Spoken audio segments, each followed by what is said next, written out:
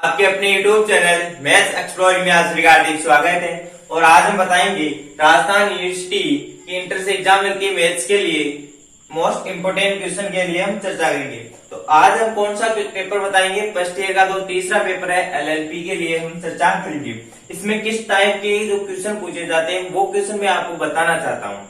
मेरा टारगेट ये नहीं है कि यही क्वेश्चन आपके पास आएगा, ये क्वेश्चन आए हुए हैं आप वही क्वेश्चन पढ़ो जो पिछली ईयर जो पूछे जाते हैं उसी तरीके के। ऐसे नहीं कि आप इसमें बहुत ज्यादा सोल्व कर रहे हो, दो पेज के पढ़ रहे हो क्वेश्चन, वो क्वेश्चन नहीं आएंगे। जो क्वेश्चन मैं आपको करा रहा हूँ इसी टाइप के क्वेश्चन आपको क्या करना पढ़ना है।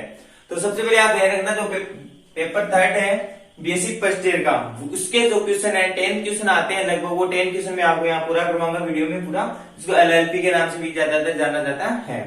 तो सबसे पहले हम बात करेंगे केंद्रीय संघों के समांतर जीवों की निकाय को, केंद्रीय संघों के समांतर जीवों की निकाय को समद्विभाजित करने वाला समतल कहलाता है।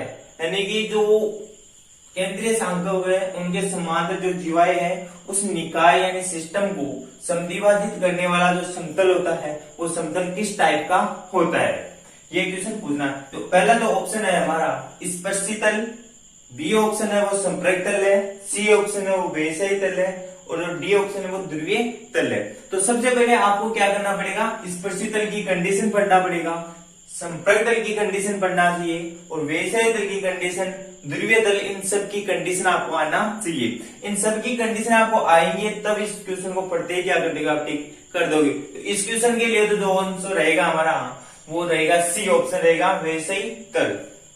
तो मैं आपको ये बताना चाहता हूँ आप क्या करो, इनकी कंडीशन याद कर लेना चारों की।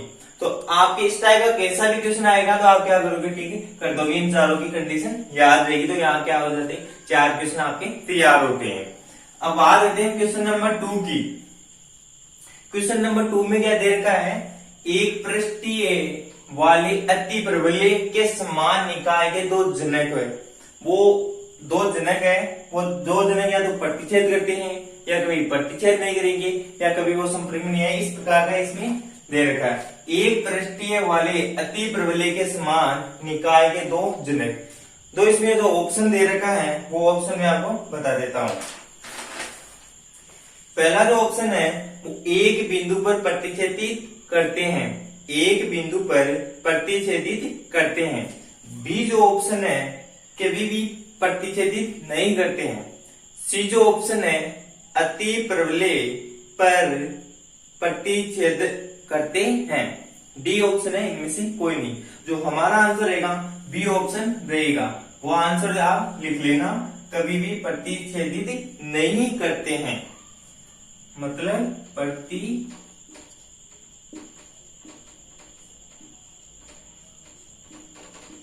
ये देख लेना, कभी भी प्रतिच्छेदित नहीं करता है, कभी भी प्रतिच्छेदित नहीं करता है। इस प्रकार का अगर एक पृष्ठीय वाले अति प्रबल्य के समान निकाय के 2 जनक है तो उनको क्या करेगा आप, इस प्रकार की क्या करोगे आप, उसी प्रकार की कंडीशन पढ़ोगे। सबसे पहले एक बिंदु पर प्रतिच्छेदित करते हैं, ऐसा बिल्कुल भी नहीं होगा। तो इनकी क्या करना है, आपको कंडीशन पढ़ना है। यहाँ से भी 3 क्वेश्चन आपको तैयार होते हैं, उसी टाइप के क्वेश्चन पढ़ना है। ऐसे नहीं कि आप डायग्राम बना रहे हो वैसे क्वेश्चन आ रहे, ऐसे क्वेश्चन नहीं आते हैं। देख सकते हैं आप इस प्रकार के क्वेश्चन पूछे हुए। ये तो क्वेश्चन है वो 2022 के अंदर पूछे हुए हैं। ये जो क्वेश्चन है 2022 के मोस्ट क्वेश्चन है, और वो भी आपके 23 के लिए भी इंपोर्टेंट हो सकते हैं। तीसरा जो क्वेश्चन है वो आप ध्यान से देखना, रैखिक प्रोग्राम समस्या की निम्न में से कौन सी मुख्य आवश्यकता नहीं है। जो इन ऑप्शन दे रखा है, जो रैखिक प्रोग्राम समस्या हम डेवलपमेंट करते हैं, हम बनाते हैं, उनके लिए जो हमारी क्या क्या कंडीशन होनी चाहिए और क्या क्या कंडीशन नहीं होनी चाहिए वो हमें याद रखनी है। इन दोनों में से हम एक कंडीशन है, क्या क्या कंडीशन होनी चाहिए वो याद रख लेंगे तो किसी भी प्रकार का क्वेश्चन आए तो हम क्या कर सकते हैं, उसको आराम से इजी कर सकते हैं। अब की बार भी इसी टाइप का क्वेश्चन आ सकता है लेकिन ऑप्शन चेंज से आ सकता है। जैसे रैखिक प्रोग्राम समस्या की निम्न में से कौन सी मुख्य आवश्यकता यहाँ क्या आ गया नहीं है, अब की बार क्या आ जाएगा है। और इनमें ऑप्शन में क्या हो जाएगा, असेसमेंट हो जाएगा। तो आप क्या करना है, इनकी समस्याओं, रैखिक प्रोग्राम समस्या किस प्रकार से बनती है, उनके लिए क्या क्या हमें आवश्यकता रहती है, तो वो याद करना बेटर रहेगा। इसका जो आंसर रहेगा वो क्या रहेगा कि समस्या अधिकतम वाली होनी चाहिए।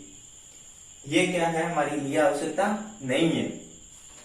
अऋणात्मक चर होने चाहिए, ये हमें आवश्यकता है कि पॉजिटिव चर होने चाहिए। ये बात ये बोल रहा है कि मैं पॉजिटिव चर होने चाहिए, इसमें नहीं होना चाहिए, ये पूछ रहा है ना। संसाधन सीमित होने चाहिए, ये भी हमारे पास क्या है, आवश्यकता है, इसमें नहीं है। समस्या अधिकतम वाली होनी चाहिए, ये हमें आवश्यकता नहीं है, सही नहीं चाहिए हमें समस्या अधिकतम हो। ये क्वेश्चन आपको समझ में आ गया। तो इससे में आप क्या करोगे, इसकी जो कंडीशन है वो याद करोगे किताब में से। रैखिक प्रोग्राम समस्या की जो कंडीशन है वो याद करोगे, तो आपके यहां से भी 2-3 क्वेश्चन तैयार होते हैं। अब बात करते हैं नेक्स्ट क्वेश्चन की।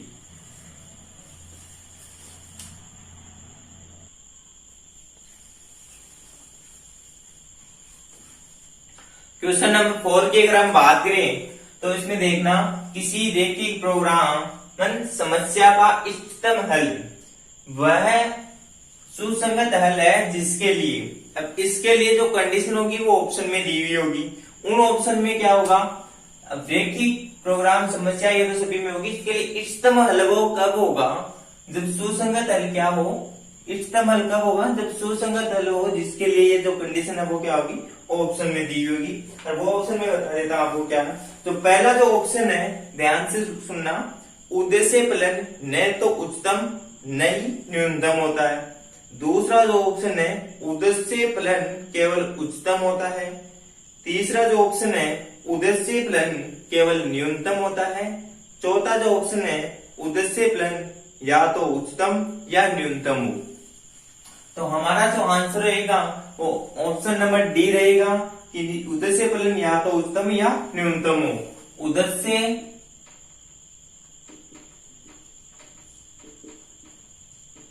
फलन या तो न्यूनतम हो या फिर अधिकतम हो, या तो न्यूनतम या फिर उच्चतम हो।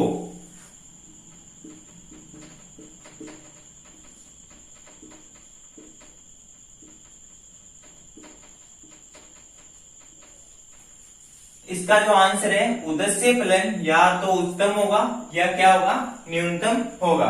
अब हम बात करें क्वेश्चन नंबर 5 की। एक रैखिक प्रोग्राम समस्या को मानक रूप में परिवर्तित करने के लिए किन चर या चरों को प्रविष्ट किया जाता है। एक रैखिक प्रोग्राम समस्या को मानक रूप में परिवर्तित करने के लिए किन चर या चरों को प्रविष्ट किया जाता है। तो ये बात हम जानने के लिए इसका जो आंसर रहेगा हमारा, ऑप्शन नंबर में आपको बता देता हूं कि कौन कौन से इसमें ऑप्शन है। सबसे पहले ऑप्शन है केवल न्यूनता पूरक। दूसरा जो ऑप्शन है, केवल अधिक के पूरक। तीसरा जो ऑप्शन है, न्यूनता पूरक तथा या अधिक के पूरक या कृत्रिम। डी ऑप्शन है वो कृत्रिम है। तो इसके लिए जो आंसर रहेगा वो न्यूनता पूरक या फिर हार्दिक्य पूरक दोनों ही रहेगा।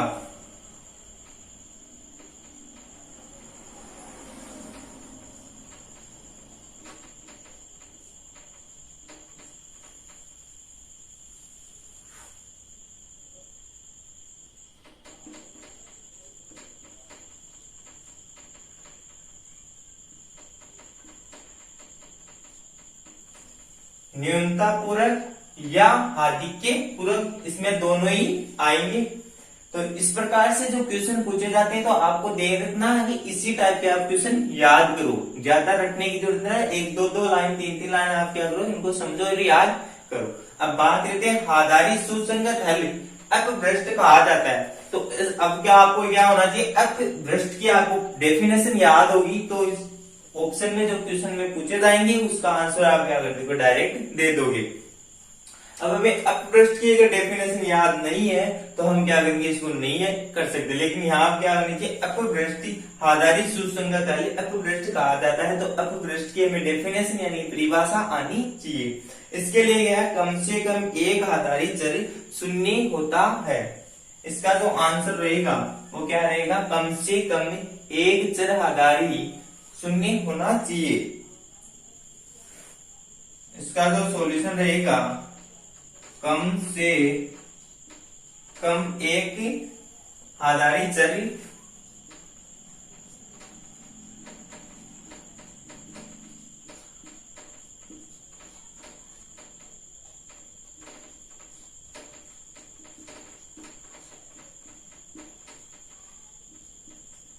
ये इसके लिए जरूरी है। आधारी सुसंगत दल अर्थभ्रष्ट कहा जाता है कब, जब कम से कम एक आधारी चर क्या हो, शून्य हो। तो ये हमें डेफिनेशन याद हुई तो ये कर सकते। नेक्स्ट क्वेश्चन भी पूरी की पूरी डेफिनेशन के आधार पर है। वास्तविक संख्याओं का उपसमुच्चय, वास्तविक संख्याओं का उपसमुच्चय सहज होगा इफ फाउंड ओनली, यदि और केवल यदि। कब होगा, अब अगर हमें सहज समुच्चय की डेफिनेशन अगर याद हो तो हम इसका क्या कर सकते हैं, आंसर दे सकते हैं। सहज समुच्चय के लिए वो क्या होना चाहिए, समवर्त तथा परिबद्ध होना चाहिए। वास्तविक संख्याओं का उपसमुच्चय सहज होगा। अब सहज समुच्चय की जो डेफिनेशन होती है वो समवर्त होना चाहिए। ये सहज है, मैं समवर्त बोल रहा हूँ, समवर्त होना चाहिए और परिबद्ध होना चाहिए। ऑप्शन में क्या दे रखा है, यह केवल समवर्त हो, यह केवल परिबद्ध हो। डी ऑप्शन है इनमें से कोई नहीं, और जो सी ऑप्शन है समवर्त तथा परिबद्ध दोनों होना चाहिए। इसका जो आंसर रहेगा क्वेश्चन नंबर 7 का, समवर्त होना चाहिए और क्या होना चाहिए, परिबद्ध होना चाहिए।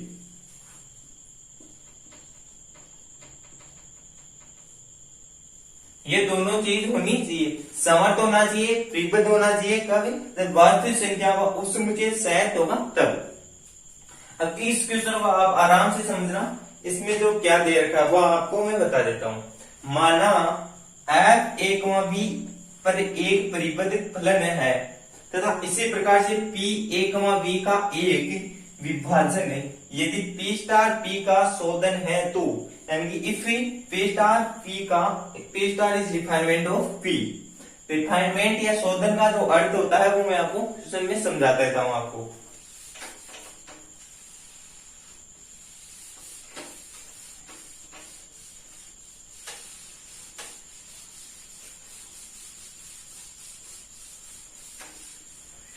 शोधन का जो अर्थ होता है, जैसे ही किसी प्रकार में हम चेंजमेंट करते हैं यानी कि शोधन करते हैं, कोई अशुद्ध चीज होती है तो उसको क्या करते हैं, हम शुद्ध करते हैं। जैसे इस प्रकार की कोई एक ग्राफ है,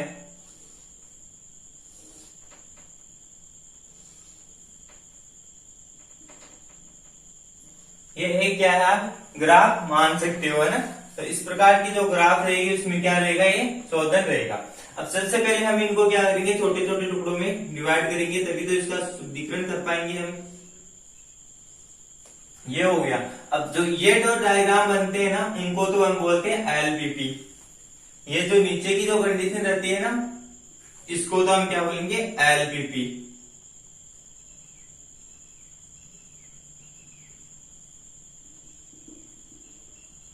इसको तो हम बोलते हैं एलपीपी। और जैसे ही अगर मैं यहां इसको ऐसे मिलाऊं तो ये जो कंडीशन बनती है, अब इसको तो बोलेंगे हम एलपीपी, इसको तो। और जो ये ऊपर वाली अगर इंक्लूड करते हैं ना हम, तब बोलते हैं इसको क्या, यूएफपी, उच्चतम निम्नतम। तो यूएफपी बोलते, क्वेश्चन में भी यही दे रखा है। अब जब इसका शोधन रिफाइनमेंट हम करेंगे, रिफाइनमेंट करेंगे तो हम क्या करेंगे, इनको टुकड़ों में क्या करेंगे, बांटेंगे, सबको क्या करेंगे और उनका छोटा रूप बनाएंगे। अब देखना, पहले इसमें जो शुद्धिकरण था वो एलएफपी क्या था, ज्यादा था यहां से यहां तक। तो एलएफपी में शुद्धिकरण तो क्या हो गया, मतलब एलएफपी तो क्या हो जाएगा, इंक्रीज हो जाएगा। और जैसे अगर आप करोगे तो इसमें तो डिक्रीज होगा क्या, यूएफपी पहले क्या था, इतना बड़ा था, अब कितना सा हो गया, इतना सा हो गया। जो यूएफपी क्या होता है, डिक्रीज होता है। अब बात करते हैं ऑप्शन की, कि ऑप्शन में क्या दे रखा है।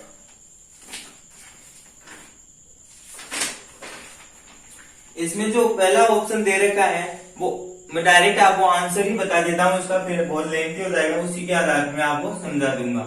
तो सबसे पहले इसका L P star coma F greater than होगा एल एफ पी से।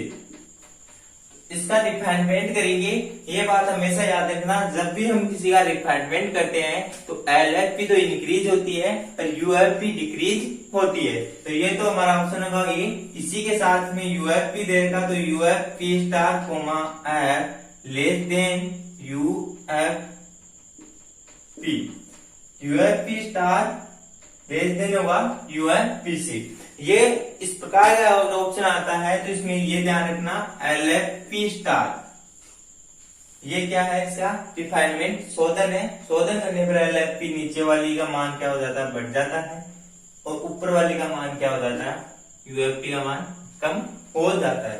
तो ये बात आप ध्यान रखना। इस टाइप के जो क्वेश्चन पूछे जाते हैं वो बीएससी के पार्ट फर्स्ट में पेपर थर्ड के जो क्वेश्चन है वो इंट्रेंस एग्जाम के इस अकॉर्डिंग पूछे जाते हैं। पूरे के 8 क्वेश्चन मैंने करवा दिए, और भी क्वेश्चन रहते हैं 19 के, वो भी आपको करवाऊंगा। और वीडियो अच्छा लगा हो तो वीडियो को लाइक और चैनल को सब्सक्राइब करना ना भूले दोस्तों। ऐसी और ट्रिक जानने के लिए आप हमें कमेंट बॉक्स में बताइए, हम आपके लिए पूरा का पूरा इंट्रेंस एग्जाम का सिलेबस तैयार करवा देंगे।